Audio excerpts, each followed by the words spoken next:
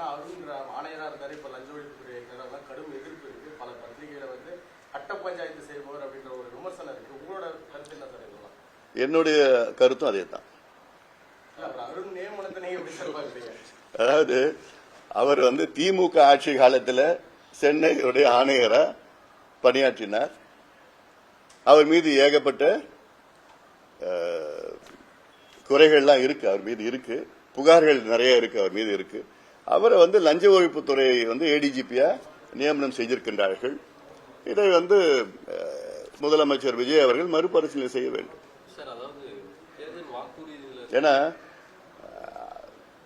இப்போ ஒரு முதலமைச்சர் விஜய் மீது ஒரு சின்ன ஒரு குற்றச்சாட்டு வந்தது.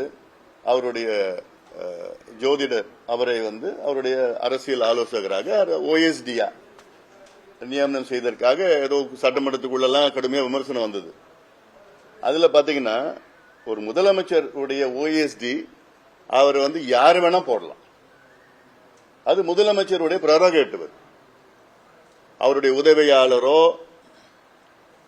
இல்ல அவருடைய ஆலோசகரோ ஏன் அவருடைய ஓட்டுநர் கூட போடலாம், அது முதலமைச்சருடைய தனிப்பட்ட ஒரு விருப்பம். அதெல்லாம் அதுல அந்த அளவுக்கு யாரும் விமர்சனம் செய்ய தேவையில்லை.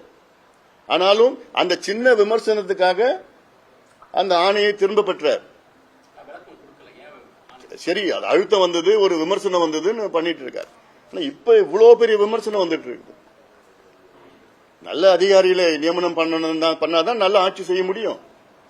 திமுக இருக்கிற அதிகாரிகள் மறுபடியும் நீங்க முக்கியமான பொறுப்புல போட்டீங்கன்னா உங்களுக்கு என்ன நல்ல ஆட்சி கிடைக்கும்? திமுக ஆட்சி வந்து ஊழல் ஆட்சி, மோசடி ஆட்சி, சட்டம் ஒழுங்கு இல்ல, கஞ்சா தெரு வித்தாங்க. அதுல இருக்கிற அதிகாரிகளை மறுபடியும் நீங்க பயன்படுத்தினீங்கன்னா அப்புறம் உங்களுக்கு அந்த அர்த்தமே இல்லையே.